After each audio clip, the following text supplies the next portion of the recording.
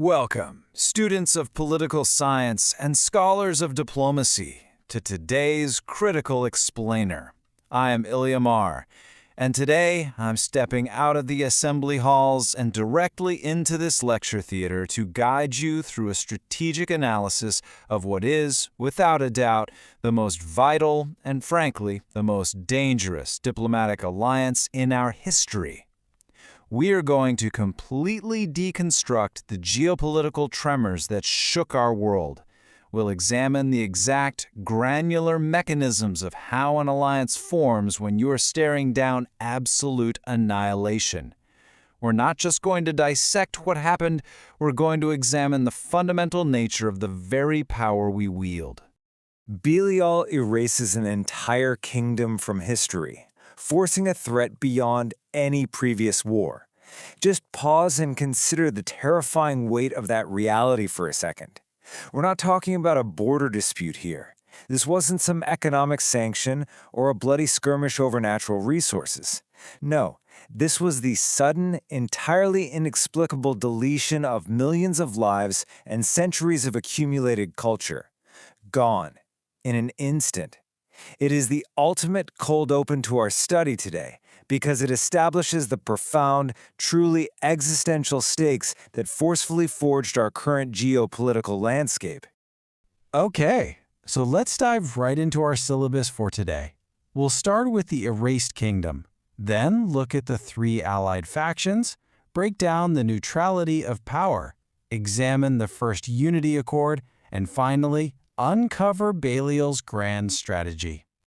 Moving into Section 1, the Erased Kingdom, the ultimate geopolitical shock. To really grasp this, we must understand the environment that made unity possible in the first place. And let me be clear, that environment was one of absolute paralyzing terror. An entire kingdom simply vanished. I mean, imagine looking at a geopolitical map, and instead of borders shifting slightly, a massive hole is just literally torn out of the center. The defensive fortifications, the ancient arcane libraries, the dynastic bloodlines, all of it deleted in a single silent moment.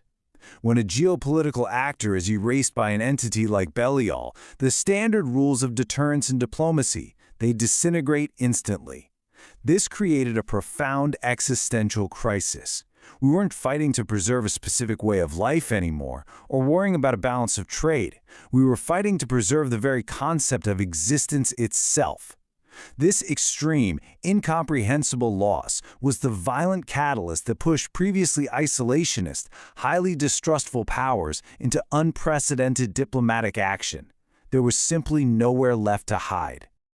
Section 2. The three allied factions. Let's assess the actors on the board. Now, what's really interesting about this slide is what happened when the dust of that erased kingdom finally settled.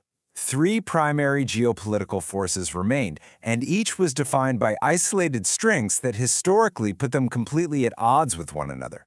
First, you had the Earthmasters. These are ancient entities of profound, slow-moving geological patience, defined by their deep esoteric wisdom. They historically viewed human conflicts as, well, fleeting weather, barely worth their attention. Then you have the Angelic Hierarchy, beings of terrifying celestial purity, completely bound by archaic laws of non-interference. They were defined by their immense restraint, operating on scales of cosmic justice that made them rigid and notoriously slow to intervene. And finally, you had the wielders of human raw power. Look, humanity is a volatile species. We're fractured, we're desperate, but we are uniquely driven by raw kinetic courage and rapid innovation. Historically, these factions fundamentally misunderstood one another. The angels viewed humanity as chaotic. Humanity viewed the Earthmasters as totally apathetic. But faced with Belial, their isolated traits were fatally insufficient, because wisdom without action is useless. Restraint without courage is just paralysis, and raw power without wisdom, that's entirely self-destructive. So they had no choice but to step up, and more importantly, they had to combine. Section 3 brings us to my own focus, the neutrality of power, the core philosophical thesis. During those incredibly dark hours of negotiation, I presented this core philosophical thesis to the factions. I told them we absolutely had to understand what it was we were trying to combine. You see, power, in its purest form, is entirely neutral. It's like an ocean current. It really doesn't care if it drowns a sailor or turns a turbine to generate warmth for a city. It simply is. It is neither inherently good nor inherently evil. A weapon doesn't choose its target, right? The hand that holds it does. As I argued before the assembly, our combined strength would mean absolutely nothing if we didn't first agree on the moral direction of that strength. To get the rigid angelic hierarchy to agree to arm the chaotic human vanguard, I had to aggressively convince them that power demands purpose. Without a unified, righteous will, our immense, pooled capabilities would just fracture our fragile coalition and essentially do Belial's work for him. So, the crucial point is this. Power itself is neither good nor evil. Only the will of its bearer gives it purpose. And listen, this wasn't just some philosophical musing to pass the time. It became the foundational legal and diplomatic doctrine of our entire negotiation. If the Earthmasters, the angels, and humanity were going to unite, the alliance had to be built on a shared, unbreakable moral purpose, not just a frantic, panicked pooling of raw military strength.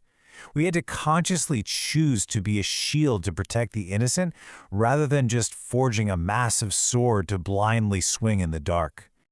Let's look at Section 4, the First Unity Accord, the strategic synthesis. The signing of the accord represented, without question, our most profound diplomatic victory. We successfully united the Earthmasters, the Angelic Hierarchy, and human wielders.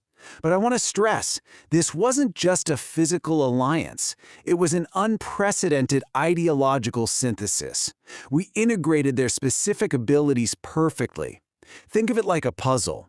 The Angelic Hierarchy provided the strategic oversight and moral framework, that crucial restraint required to ensure we didn't accidentally destroy ourselves. The Earthmasters provided the logistical and elemental foundation, the deep wisdom to fortify our defenses and actually understand Belial's arcane mechanics. And humanity? We acted as the vanguard, providing the raw, unyielding courage to actually strike back. Crucially, we actively rejected the path of mere domination. We didn't use our combined world-shattering might to conquer lesser factions in the name of security. Instead, we forged a cooperative defense grid. We created a brilliant system of checks and balances, where wisdom guided courage and restraint tempered raw power. And the result? It was immediately hailed as humanity's greatest hope. In the absolute darkest period of our history, this unity shone like a beacon. The terrified masses celebrated in the streets. It seemingly proved to the scholars, the endless skeptics, and all those isolated factions that disparate peoples could in fact transcend their ancient differences. It seemed to perfectly validate the very philosophy we built it upon. We had taken raw, neutral power, applied a righteous, collective will, and created an instrument of salvation. For a fleeting moment in history, we truly, deeply, thought we had outmaneuvered the darkness. Which brings us to Section 5, Belial's Grand Strategy, and the terrifying revelation. But as we all know in the deep study of geopolitics, victory is rarely as simple as a signed piece of paper. I want you to think about this next question like the top-tier strategist you are training to be. Look at the screen. Why would an omnipotent threat intentionally provoke its greatest enemies to unite? Think about it. If Belial possessed the unfathomable power to just erase an entire kingdom effortlessly, why force the Earthmasters, the angels, and humanity to the negotiation table? Why deliberately orchestrate the creation of the exact unified weapon that could potentially oppose him? The answer is chilling. Because it was a trap. The unified alliance was the exact outcome Belial intended all along. That erased kingdom? It was not some act of random destruction. It was a highly calculated, incredibly precise catalyst. You see, in asymmetrical warfare, a dispersed enemy is an absolute nightmare to eradicate. You have to hunt them in the mountains, in the shadows, across 1,000 different ideologies and fractured territories. Belial didn't want to fight a scattered, unpredictable array of factions. No, he wanted us centralized. He needed us to voluntarily pool all our ancient wisdom, our celestial restraint, and our volatile human courage into one single, massive, perfectly predictable bureaucracy, the First Unity Accord. He terrified us so deeply that we instinctively flocked together into one targetable nexus. We actually thought we were exercising our free will to give moral purpose to our power, but instead, we were being herded. Our own diplomatic hubris completely blinded us to the reality that we were just building a singular, wrapped prize for him to conquer. Which leaves us, as both scholars and survivors, with one final, devastating question.